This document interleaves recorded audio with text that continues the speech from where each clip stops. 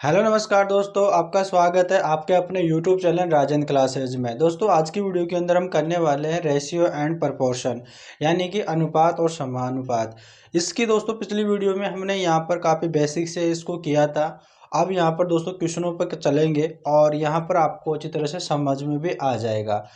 दोस्तों यहाँ पर वीडियो को पूरी देखनी है, आपको यहाँ पर हर चीज़ समझाता हुआ चलूँगा और एकदम बिल्कुल जीरो लेवल से समझाते हुए चलूँगा। यहाँ पर आप कितने ही कमज़ोर छात्र क्यों ना हो, यहाँ पर आपको अच्छी तरह से समझ में आ जाएगा। सिर्फ आपको पूरी वीडियो देखना है, अच्छी तरह से समझते हुए चलना है। तो यहाँ पर जिन्होंने भी चैनल को सब्सक्राइब नहीं किया है, चैनल को पहले सब्सक्राइब कर लीजिएगा ताकि इसी प्रकार की वीडियो का नोटिफिकेशन आपके पास आता रहे।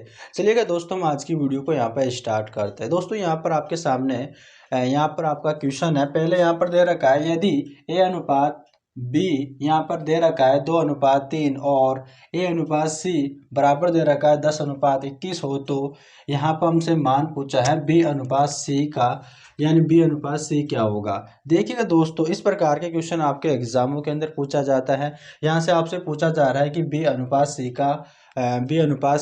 का जो है क्या मान होगा, इसका क्या रेशियो आएगा। देखिएगा यहाँ पर सबसे पहले यहाँ पर आपको कुछ भी नहीं करना, यहाँ पर आपको देखना यदि ए अनुपात बी बराबर 2:3 और ए अनुपात सी का मान दे रखा है 10:21 दे रखा है और आपसे पूछा जा रहा है कि बी अनुपात सी क्या होगा। यहाँ पर आपको ज़्यादा कुछ करना नहीं है। देखिएगा सबसे पहले यहाँ पर आप एक चीज़ देखिएगा, पहले यहाँ पर आपको ये देख रही है, आपको एक चीज़ देखिएगा। सबसे पहले यहाँ पर दे रखा है, पहले ए अनुपात बी आपको क्या दे रखा है, ए अनुपात बी क्या दे रखा है आपका 2:3 दे रखा है। ठीक है ना, क्या दे रखा है 2:3 दे रखा है।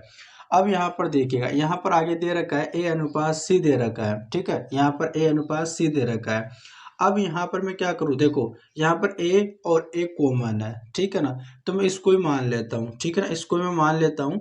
अब यहाँ पर देखो, अगर मैं यहाँ पर सी लिख लेता हूँ, ठीक है ना, यहाँ पर सी लिख लेता हूँ।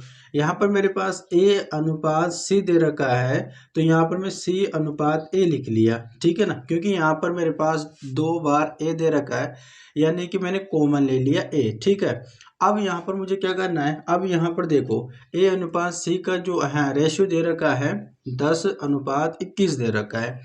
अब यहाँ पर देखो, यहाँ पर जो शुरू का ए है, तो यहाँ पर शुरू का जो 10 है, ठीक है, तो 10 का रेशियो यहाँ पर देखो इस 10 के ए के नीचे लिख लेना है। ठीक है, अब यहाँ पर आपको रेशियो लगा देना है। अब यहाँ पर देखो सी का मान क्या है, सी का क्या दे रखा है 21 दे रखा है, तो यहाँ पर आप 21 सी के नीचे 21 लिख देना है। अब यहाँ पर जो खाली जगह बच रही है ना, तो उसका जो बगल का जो है ना, हाथ जो इस बगल में है ना, उसको आपको लिख देना है। ठीक है ना, जैसे कि यहाँ पर खाली जगह है, तो इस वाले बगल में यहाँ 10 है, तो इसको आपको यहाँ पर 10 लिख देना है। ठीक है, यहाँ पर मैंने 10 लिख दिया। यहाँ पर खाली जगह तो मैंने यहाँ पर 2 लिख लिया। ठीक है, यहाँ तक आपको समझ में आ गई दोस्तों। उम्मीद करते हैं आपको यहाँ तक समझ में आ गया होगा। अब यहाँ पर देखिएगा, आपको लाइन खींच देनी है एक। अब यहाँ पर इनका आपस यानी कि इस प्रकार से आपको गुणा कर देना है। ठीक है ना, इस प्रकार से यहाँ पर आपको गुणा कर देना है। अब देखो 2 दूनी 4 हो गया। ठीक है, सॉरी यहाँ पर आपकी 21 है। ठीक है ना, 21 है, तो 21 दूनी 42 हो गया। ठीक है, अनुपात, और 10 दूनी 20 हो गया अनुपात, और 10 तिये यहाँ पे 30 हो गया। ठीक है, यहाँ पर 30 हो गया। अगर ये संख्या अगर किसी एक फाड़े से कट रही तो काट दीजिएगा, जैसे कि यहाँ पर 2 से काटो तो 2 दूनी 4, देखो 2 दूनी 4 और 2 एकम 2। ठीक है, और यहाँ पर 10 बार कट गया और यहाँ पे आपके 15 बार कट गया। अब यानी कि कोई से पाड़े से आपके नहीं कटने वाला। ठीक है ना, तो यहाँ पर आपका फाइनल रेशियो ये आ गया। अब ये जो रेशियो आया है, देखो यहाँ पर मैं सबसे पहले ए रेशियो, बी रेशियो और सी का मान लिख लेता हूँ। अब यहाँ पर देखो कई बार गलती क्या करता है स्टूडेंट, कि इसको ऐसा का ऐसा ही जो का जो लिख लेते हैं कि 21 अनुपात 10 अनुपात और 15।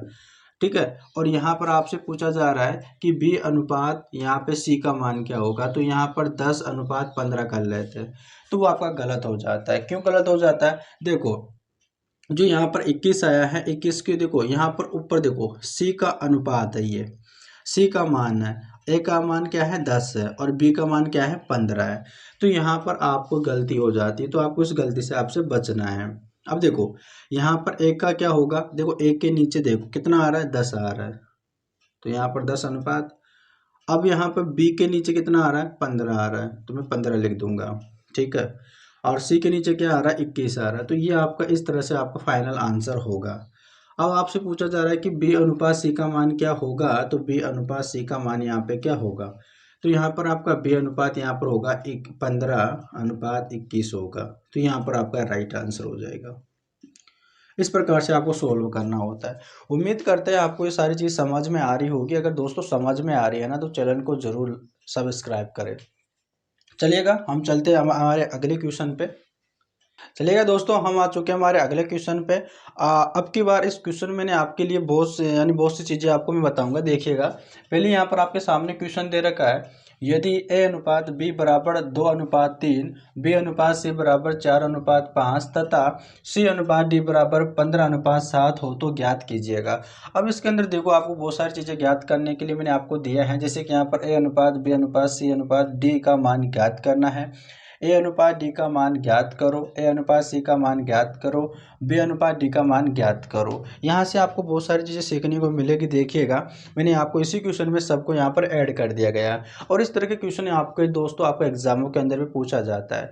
अगर इस तरह से देखो, अगर इस क्वेश्चन को अपन सोल्व करें ना, तो सबसे पहले हम ए अनुपात बी अनुपात सी अनुपात डी का अगर मान ज्ञात कर लेना, तो बाकी जो ए अनुपात डी का, ए अनुपात सी का और बी अनुपात डी का मान तो हमारे पास ऐसे निकल जाएगा। तो यहाँ पर ए अनुपात बी अनुपात सी अनुपात डी का पहले हमको है ना जो मान पता कर लेना है। तो यहाँ पर अगर इस प्रकार से अगर आपके सामने क्वेश्चन आ जाता है कभी रेशियो एंड प्रपोर्शन का, यानी कि अनुपात और समानुपात का, अगर इस प्रकार का आपके सामने क्वेश्चन आता है, तो सबसे पहले यहाँ पर आपको कुछ भी नहीं करना। यहाँ पर आपको पहले लिख लेना है ए अनुपात बी अनुपात सी अनुपात डी अनुपात, ठीक है ना। आपको ये लिख लेना है। अब यहाँ पर आपको कुछ ज़्यादा करना ही नहीं है। यहाँ पर आपको जो है ना बी ए अनुपात बी का जो मान दे रखा है वो 2:3 दे रखा है, तो मैं 2:3 कर लेता हूँ, ठीक है। यहाँ तक आप सब कर लोगे, यहाँ तक तो लिख लोगे ना। अब यहाँ पर आपको क्या करना है, b अनुपात c का क्या दे रखा है, तो b के नीचे हम लिखेंगे यहाँ पे 4। देखो, b का दे रखा है 4 और c का दे रखा है 5, तो यहाँ पर c का कितना दे रखा है, यहाँ पे 5 दे रखा है। यहाँ तक भी लिख लोगे ना आप, लिख लोगे ना आप, उम्मीद करते हैं, ठीक है। अब आगे दे रखिएगा, देखो यहाँ पर c अनुपात d का मान क्या दे रखा है, c का दे रखा है 15, d का दे रखा है 7, तो c के नीचे अपन लिखेंगे यहाँ पे 15, ठीक है, 15 लिखेंगे। और यहाँ पे डी के नीचे अपन लिखेंगे 7, ठीक है ना। अब यहाँ पर आपको ज़्यादा कुछ करना ही नहीं है, यहाँ पर आपको लाइन खींच देनी है। और जो यहाँ पर अब देखिएगा, आपको यहाँ पर देखा समझना है, देखिए ना, आपको बिल्कुल भी घबराना नहीं है। अब यहाँ पर जिसके बगल में, ठीक है ना, जिसके बगल में अगर यहाँ पर अगर कोई जगह खाली होगी ना, तो उसको अपन बैठा देंगे। जैसे कि यहाँ पर अगर देखो, सबसे पहले यहाँ पर समझने की कोशिश कीजिएगा, आपको समझना ज़रूरी है। अगर आप समझ में आ जाएगी ना तो सब सही है, आपको समझना। देखो यहाँ पर देखो, इस लाइन में देखो, इस लाइन में यहाँ पर ये वो जगह खाली है और ये जगह खाली है, दो जगह यहाँ पर खाली है। अपन इस जगह में किसको बैठाएंगे, यहाँ पे जो इसके बगल में है, जो इसके आस में, देखो यहाँ पर इसके बगल में 3 है ना, तो इस यानी इस लाइन की बात कर रहे हैं अपन, ठीक है। तो यहाँ पर भी 3 आ जाएगा और यहाँ पर भी 3 आ जाएगा, ठीक है। तो हम यहाँ पर रेशियो लगा देंगे, ठीक है। यहाँ तक आप समझ गए, यहाँ तक समझ गए ना। अब सेकंड वाली लाइन में देखिएगा, इस वाली लाइन में देखो, ये वाली जगह खाली है और ये वाली जगह खाली है, ठीक है। अब देखो इसके पास में कौन है, इसके पास यहाँ पर जो खाली जगह है इसके पास में कौन है, 4, तो अपन इसको यहाँ पे 4 बैठा देंगे, ठीक है, 4 बैठा दिए। और इसके यहाँ पर इसके पास में कौन सी जगह है, देखो क्या है, देखो यहाँ पर 5 है, तो यहाँ पर इसको अपन 5 बैठा देंगे, ठीक है। यहाँ पर 5 बैठा दिए। अब यहाँ पर जगह खाली है, तो इस पर देखो यहाँ पर 15 है, तो यहाँ पर 15 आ जाएगा, ठीक है ना, इसके इस लाइन में यहाँ पर अपन रेशियो लगा देंगे। यहाँ तक सब कर लेंगे ना दोस्तों, उम्मीद करते हैं यहाँ तक आपको सबको समझ में आ गया होगा, ठीक है। अगर यहाँ तक समझ में आ गया ना, तो अब यहाँ पर आप सोल्व कर लोगे। अब यहाँ पर आपके सामने एक सवाल खड़ा हो जाता है कि यहाँ पर अगर अगर इनका अगर मल्टीपल करें सबका, तो यहाँ पर हमको तो कैलकुलेशन करनी पड़ेगी। 15 का गुणा 4 में, फिर 2 का, फिर 2 में, फिर 15 गुणा 4 में, फिर 3 में। तो यहाँ पर देखो, आपको अगर कोई संख्या कट रही है ना, तो उसको आपको काट लीजिएगा। यहीं पर आपका जो है ना सिंपल हो जाएगा, छोटा हो जाएगा, आपकी जो है कैलकुलेशन में आपके सही हो रहेगी। देखो इसमें क्या क्या कट रहा है, देखो सबसे पहले यहाँ पर देखो 5 इसमें है, 5 इसमें है, और 15 इसमें है, 15 इसमें है। तो यहाँ पर देखो 5, देखो यहाँ पर आप काट सकते हो। देखो 5 एकम 5, 5 एकम 5 और यहाँ पर देखो 5 तिया 15, 5 तिया 15, ठीक है ना। यहाँ पर अगर इस चारों में कटना चाहिए, यानी इसमें इसमें इसमें इसमें, ठीक है ना, यानी कोई संख्या से कटना चाहिए, किसी एक ही फाड़े से कटना चाहिए। ऐसे मत कर दीजिएगा कि जैसे कि यहाँ पर अगर इन दोनों में आप काट रहे हो फिर इन दोनों में काट रहे हो, ऐसी गलती मत करना। अगर कोई काट रहे हो ना आप यहाँ पे, तो यहाँ पर आपको क्या करना है, इन सब में किसी एक फाड़े से कटना चाहिए। जैसे कि मैंने यहाँ पर 5 के फाड़े से काटा, तो 5 एकम 5, 5 एकम 5, 5 तिया 15, 5 तिया 15, इस तरह से आपको काटना है। ऐसा मत कर लेना कि इन दोनों पाँचों का, इन यहाँ पर 2 5 दे रखा है, इनमें कहीं दे ही नहीं रखा है, तो आप इन दोनों को काट दिए और बाकी इन दोनों को 4 से काट दिए। ऐसी गलती मत करना, ठीक है। अब देखिएगा, अब यहाँ पर देखिएगा, अब देखो आगे, अब ये 3 एकम 3, 3 एकम 3, और ये वाला जो आपने काटा था ये 3 भी कट जाएगा, ये 3 भी कट जाएगा, ठीक है, यहाँ तक कट गया। अब यहाँ से और कोई और क्या चीज़ कट रहा है क्या, देखिएगा, आराम से देखना है। यहाँ पर आपके लिए कोई सी भी चीज़ नहीं कट रही है, देखो यहाँ से कोई सी चीज़ नहीं कट रही है। यहाँ पर 7 है, यहाँ पर आपके 15 है, यहाँ पर 4 है, यहाँ पर 3 है, यहाँ पर 2, कोई संख्या नहीं कट रही।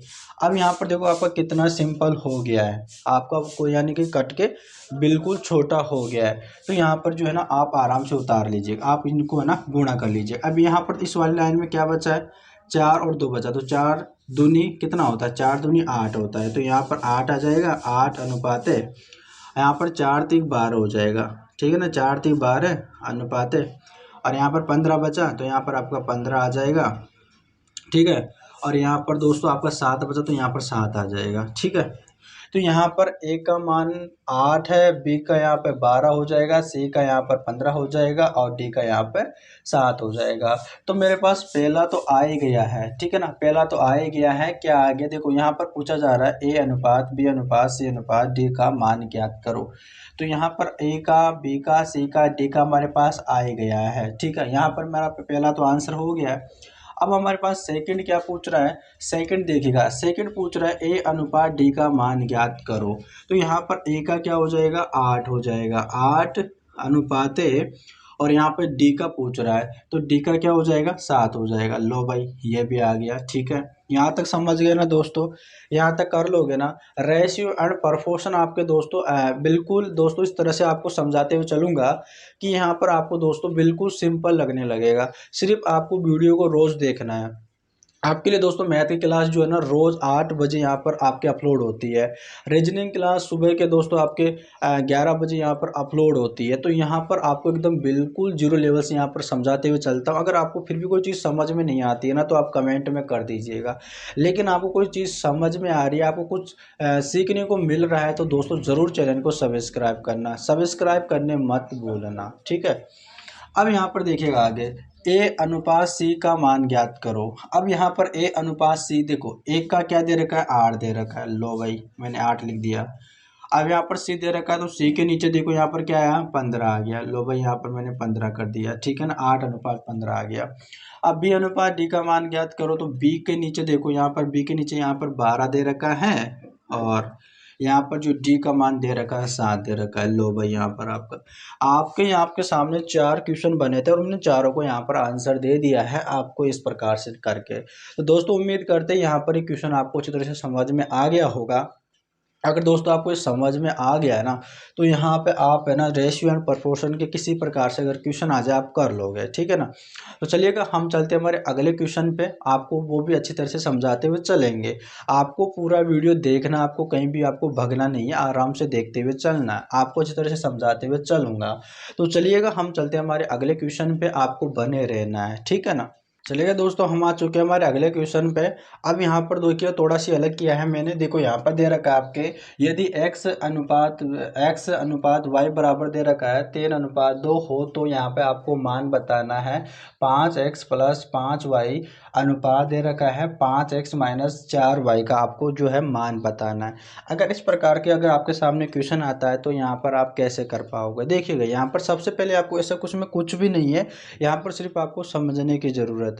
आपको सिर्फ समझना है, क्वेश्चन को आराम से देखना है। यहाँ पर हमको दे रखा है, देखो x अनुपात y, देखो x यहाँ पर समझना, देखो यहाँ पर x दे रखा है, यहाँ पर अनुपात और y दे रखा है। अब इसका जो मान दे रखा है वो दे रखा है यहाँ पर 3 अनुपात यहाँ पे 2 दे रखा है। अब यहाँ पर आपको सबको पता है कि यहाँ पर मैं x और यहाँ पर जो अनुपात का मतलब बटा भी होता है, तो मैंने x y कर दिया और यहाँ पे जो बराबर है इसको मैं 3:2 कर देता हूँ। ठीक है ना, 3:2 यहाँ पे 2 कर दे। यहाँ तक आप समझ गए। यानी कि मैं ये कह सकता हूँ कि जो मेरे पास जो x है वो 3 है और y मेरे पास 2 है। अगर मेरे पास x 3 है और y 2 है तो मुझे ज़्यादा कुछ करना ही नहीं है। अब जो मेरे पास जो मान पूछ रहा है, जैसे कि मेरे पास यहाँ पर मान पूछ रहा है 5x प्लस यहाँ पे 4, यहाँ पर दे रखा है 4y बट अब यहाँ पर देखो, यहाँ पर ब्रैकेट बंद और यहाँ पर अनुपात का मतलब क्या है, अनुपात का मतलब बटा होता है, तो यहाँ पर मैं बटा में लिख दूंगा और बटा यहाँ पर हो जाएगा 5x माइनस 4y। ठीक है, यहाँ तक आप समझ गए। मैंने बटा में कर लिया। अब इसके अंदर करना क्या है, यहाँ पर आपको कुछ भी नहीं करना। यहाँ पर जो x का मान दे रखा है वो x का मान रख दीजिएगा, यहाँ पर y का मान है तो y का मान रख दीजिएगा, आपस में गुणा करके जो प्लस करके यहाँ पर रख दीजिएगा और यहाँ पर माइनस कर दीजिएगा, तो आपका आंसर आ जाएगा। अब देखिएगा आपको यहाँ पर क्या करना है, यहाँ पर x की जगह यहाँ पर क्या दे रखा है, 3 दे रखा है, तो यहाँ पर आपको कुछ ज़्यादा करना नहीं है, 5 और गुणा x की जगह यहाँ पर 3 कर लेना है और प्लस दे रखा है प्लस, और यहाँ पर आगे क्या दे रखा है 4। अब यहाँ पर गुणा है और y की जगह यहाँ पर क्या दे रखा है 2 दे रखा है। लो भाई, यहाँ पर इतना करना है बस, ज़्यादा कुछ करना ही नहीं है, आपको सिर्फ समझने की ज़रूरत है। ठीक है ना, आपको जो मैं ना मैथ बिल्कुल हलवा लगने लगेगा, सिर्फ आपको समझते हुए चलना। आपको प्रत्येक चीज़ समझाता रहूँगा, प्रत्येक हर चैप्टर से। आपको सिर्फ हमारे इस चैनल से जुड़ जाना है। आपको यहाँ पर जितना आपको तोड़ के समझा सकता हूँ उतना समझाऊंगा, सिर्फ आपको चैनल से जुड़ जाना है, चैनल को सब्सक्राइब कर लेना है। अब यहाँ पर आगे देखिएगा, यहाँ पर 5 दे रखा है 5, अब यहाँ पर x की जगह 3 लिखूंगा तो 5 × 3, माइनस का साइन दे रखा है माइनस लगाऊंगा, फिर यहाँ पर 4 दे रखा है गुणा और y की जगह यहाँ पर 2 और कर दूंगा। ठीक है, अब यहाँ पर इनका जो है ना मल्टीपल कर लो। देखो यहाँ पर समझने, आपको समझते हुए चलना, देखिएगा यहाँ पर मैं कर लेता हूँ। देखो यहाँ पे देखो 5 तिया 15 हो जाएगा। ठीक है ना, 5 तिया 15 और प्लस का साइन है प्लस और 4 दूनी 8 हो जाएगा। लो भाई, यहाँ पर कर लिया मैंने। ठीक है, 5 तिया 15 हो जाएगा और 15 माइनस का साइन है तो माइनस और 4 दूनी 8 है तो 8 कर लूँगा। ठीक है, यहाँ तक समझ गए।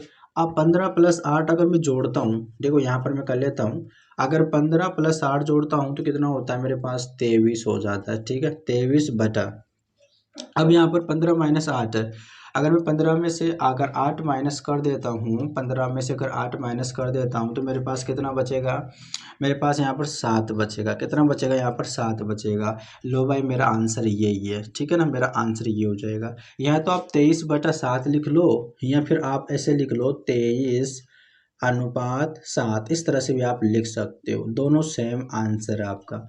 इस तरह से आपको करते हुए चलना है। दोस्तों बिल्कुल सिंपल क्वेश्चन है, आप अगर हमारे चैनल से जुड़ जाओगे ना तो मैथ के प्रत्येक क्वेश्चन आपको इतना सिंपल लगने लगेगा कि आपके कंपटीशन में कोई सा भी क्वेश्चन आ जाए आप उसे देखते ही सोल्व कर दोगे। सिर्फ आपको जुड़े हमारे चैनल से जुड़ने की ज़रूरत है। ठीक है ना, आपको रोज़ क्लास लेनी है, आपको अच्छी तरह से समझ में आ जाएगा। चलिएगा हम चलते हैं हमारे अगले क्वेश्चन पे। मुझे उम्मीद है ये क्वेश्चन तो आपको समझ में आ गया होगा। चलिएगा हम एक और क्वेश्चन करते हैं। दोस्तों चलिएगा हमारे अगले क्वेश्चन पे, और हम अगले क्वेश्चन पे आ चुके हैं। और दोस्तों यहाँ पर देखिएगा आपका ये वाला क्वेश्चन है। और दोस्तों मैंने जितने भी क्वेश्चन करवाए हैं तो अगर आपको क्लास अगर बढ़िया लग रही है, अगर आपको हर चीज़ समझ में आ रही है ना, तो आप इस क्वेश्चन का आप आंसर भी कर सकते हो। तो आपको क्या करना है, देखो अपने को आपको पचोकने के लिए, अपने आप को जानने के लिए कि आपको कुछ सीखने को मिल रहा है नहीं मिल रहा है, तो यहाँ पर आपको क्या करना है, वीडियो को पॉज करना है, वीडियो को रोकना है और रोककर इस क्वेश्चन को सोल्व करने की कोशिश करना। अगर आपसे क्वेश्चन सोल्व हो रहा है, आपका आंसर क्या आ रहा है, आप आपका आंसर निकाल कर आप वीडियो को दोबारा देखिएगा। अगर आपको आंसर आ रहा है सही में तो आप बढ़िया हो, आपको कुछ सीखने को मिल रहा है। अगर आपका आंसर नहीं आ रहा है तो आप प्रैक्टिस कीजिए, और ठीक है ना, आपको अच्छी तरह से समझ में आने लगेगा। ठीक है, आपको क्या चीज़ समझ में नहीं आ रही है, आपका जो आंसर आया है वो यानी कि जो गलत, अगर आपका गलत आंसर आ रहा है तो वो गलत कहाँ पे हो गया, उस चीज़ को आप देखिएगा। अब चलिएगा हमारे सामने इस प्रकार का क्वेश्चन दे रखा है और दोस्तों ये ऐसे क्वेश्चन है जो यहाँ पर आपके जो है ना हर एग्ज़ामों के अंदर पूछा जाता है। आपके मैथ एक ऐसी सब्जेक्ट है जो आपके हर एग्ज़ाम में होती है, चाहे से आप कोई सा भी एग्ज़ाम दे लो मैथ होती ही है। तो यहाँ पर अगर किसी सब्जेक्ट अगर किसी में मैथ होती भी नहीं है ना, तो आपके 1-2 क्वेश्चन मैथ के क्वेश्चन आपको देखने को मिलते हैं, ठीक है ना? तो यहाँ पर आपको है ना मैथ को एक कंपल्सरी सब्जेक्ट मान के चलिएगा कि आपके देखो, और यही सब्जेक्ट होती है जो आपके नंबरों को और आपके जो है टाइम को दोस्तों यहाँ पर काफ़ी समय लेती है।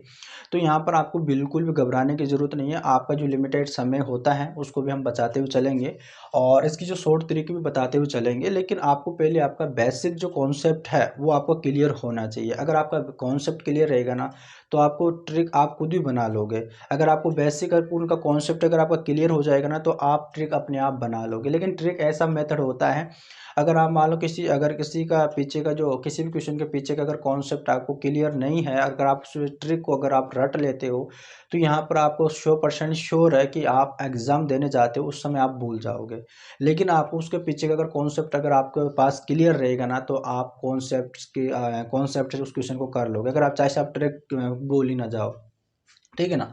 तो इस तरह में जो है ना ट्रिक पे ज़्यादा है ना फोकस नहीं करना है, क्योंकि देखो ट्रिक ऐसी चीज़ होती है जो आप कई स्टूडेंट जो भूल जाते हैं, ठीक है ना?